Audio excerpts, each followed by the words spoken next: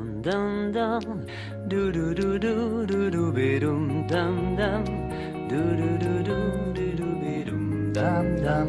Bon, alors, le premier livre avec un titre tout à fait intéressant et qui n'était pas faux quand on voit de qui il s'agit, mais il y a très très longtemps. Quand il était jeune, il était magnifique. Ah oui, c'est un livre, je lui donne d'emblée le prix de la meilleure couverture et le prix du meilleur titre.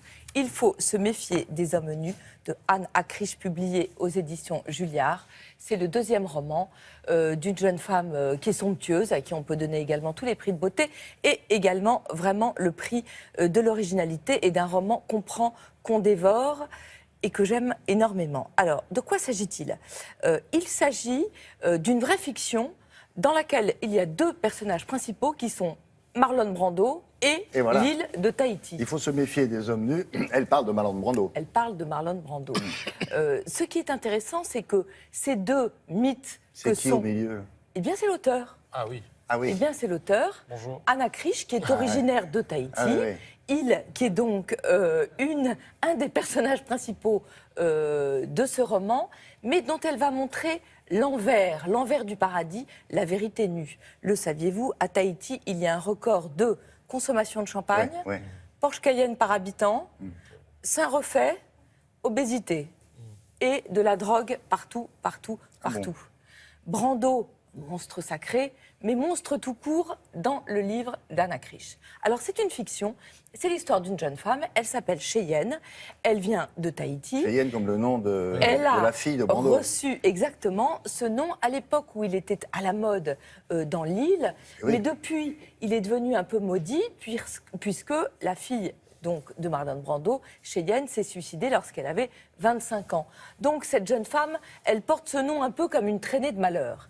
Et puis, elle a quitté son île, elle est devenue mannequin à New York, et puis elle est arrivée à Paris, où elle traînasse, elle est une beauté fatale, mais un peu perdue. Et puis un jour, on lui propose d'écrire un scénario sur Marlon Brando à Tahiti.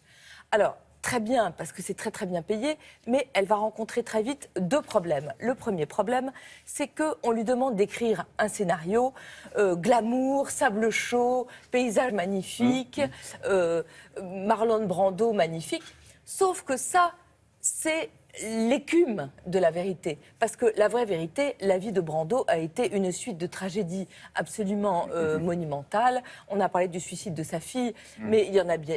Il a eu énormément d'enfants avec beaucoup de femmes. Et puis c'était un homme qui sûrement était très très compliqué et assez terrible. Donc il y a des scènes très très drôles et c'est un ressort de fiction formidable parce qu'on lui demande d'écrire un film glamour et elle a une matière qui est très tragique.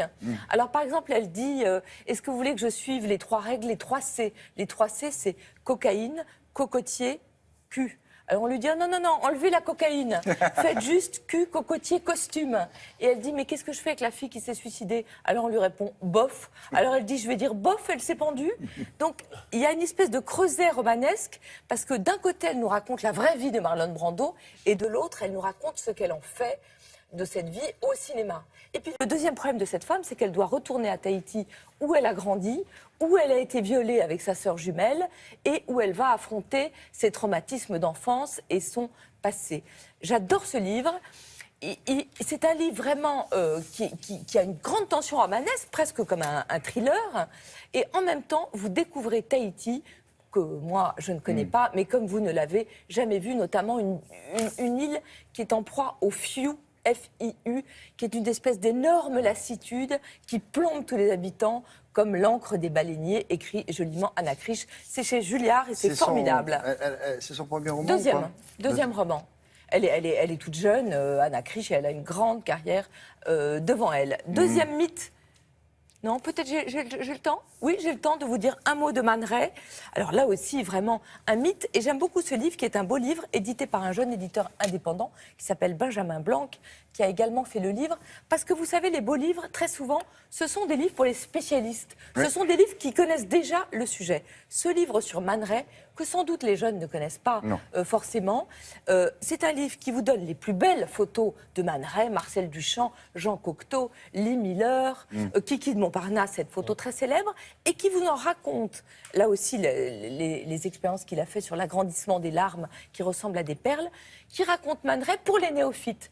Donc cet homme américain, né en 1890, qui arrive à Paris dans les années folles et qui va révolutionner la photo, mais aussi la peinture, mais aussi la sculpture. Et vous avez des textes très brefs, en français et en anglais, qui vous permettent de comprendre comment il a révolutionné la photographie. Bon. Benjamin Blanc, vous pouvez le trouver sur Internet, si Merci. vous ne le trouvez pas en librairie. Anna Grisch. Je me suis demandé d'où elle venait. De Tahiti ? En partie. En partie, oui. Ouais. Vous avez fait votre petite enquête Ouais. pendant que je parlais. Ouais.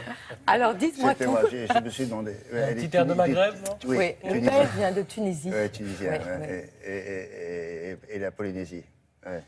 Bon, merci beaucoup, Ça madame. fait ce mélange spectaculaire de talent et de beauté. Ouais, c'est ce que nous avons pu constater, en tout cas pour la beauté, pour le talent, et vous, et on vous croit. Comptez sur moi. La météo.